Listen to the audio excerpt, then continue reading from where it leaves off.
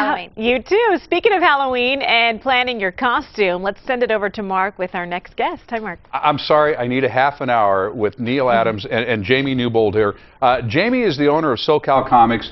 Neal is one of the foremost comic book experts, illustrators on the entire planet. And there is so much to talk about here this morning. But you got this big festival going on here this weekend.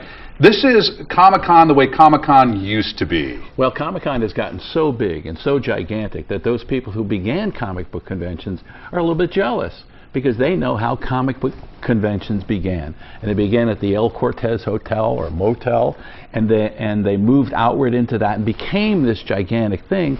And they pined for the days that those littler, maybe hundreds and thousands of people rather than hundreds of thousands of people could go and enjoy their comic books and have a great time and interact with the artists and writers and everybody there. You'll be there this weekend at the Town and Country Hotel, Friday, Saturday, and Sunday. It won't just be me. There's lots of young artists there, lots of young writers, guys who worked on old shows, writers from shows that you'll remember are going to be there, all signing, all selling prints, all doing sketches. We're going to have a great time. That's going to be a blast. Jamie, you know, I didn't realize this until just a second ago. We were talking off camera. Retired police officer here in San Diego who now owns a comic book store. It's amazing who's walking into comic book stores and absolutely flat having a blast with this art form, whatever you want to call it now. Give me an idea of the broad range of people that come into the store. Everybody. There's no limits. Sex, age, race, everyone. I have kids. I have people that are in their 70s. Everybody wants to find out why Hollywood has surrounded itself with comic books. That's probably the most fascinating question of all, is that what took Hollywood so long to lock into this? Well, actually, it didn't actually take Hollywood so long. It's just that Hollywood was primitive. Until Star Wars, until we could do those special effects, we didn't know we could do that stuff.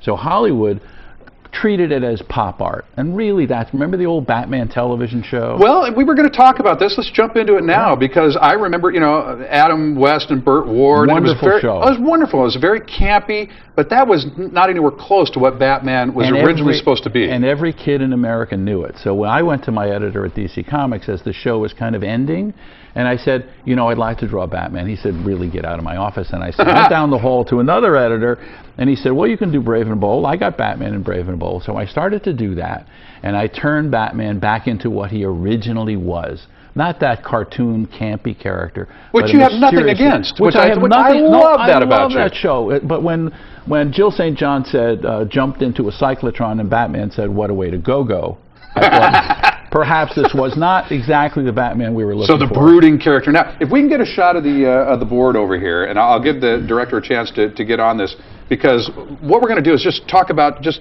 the wide variety of your work and the progressions here. And as soon as that shot pops up, we'll go ahead and take it. Okay, there it is. Let's start with the top. If we can pan up just a little bit. Okay, there we go. That was the reintroduction of the Joker. The Joker had been absent for about 5 or 6 years, and he was sort of a cartoony character, like on the television show with Cesar Romero, still leaving his mustache under the makeup. Right. Okay.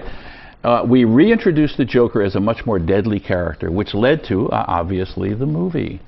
And an Academy Award-winning performance in a movie. Exactly. Yeah. Come on down. So we have Green Lantern, Green Arrow, which, of course, on the left-hand side, was the introduction of more serious topics in comic books. There was a comics code. We realized the comics code had to go, and we talked about drug addiction, which was very dramatic, very radical for comic books.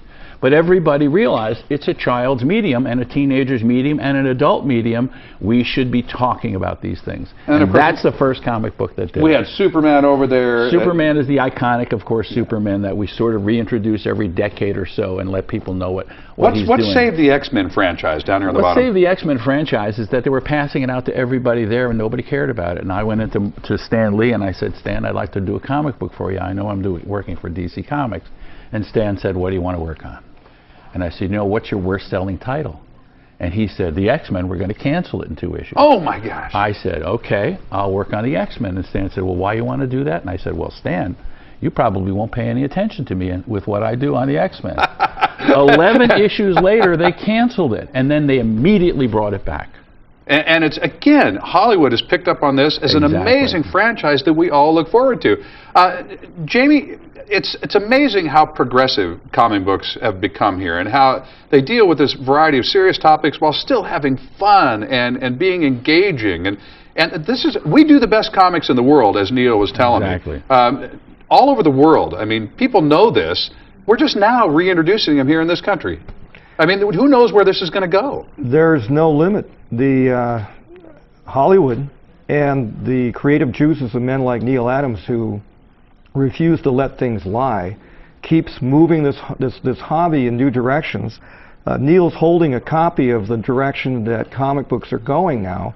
Graphic novels. Legitimizing for those who are not interested in the monthly comics. The thing to remember, too, is there was a time when everybody believed that comic books were for boys. They didn't accept the idea that comic books were for young kids. Independent publishers are now producing comic books that appeal to young kids. They didn't believe that people cared that or thought that women would buy comic books. Now we have books like Saga that appeal to women, and all the time that you watch people walk into the store and you are thinking you're going to see young men walk into the store, it's kids, it's wives, it's the husbands. People are going in as families into these stores, and that's why they're designing these stores bright and airy and fun to be in, not these dungeons that they used to have back in the 70s. SoCal Comics, Jamie Newbold, you're going to want to go in there and check that out. Exactly. Come down and meet Neal Adams this weekend.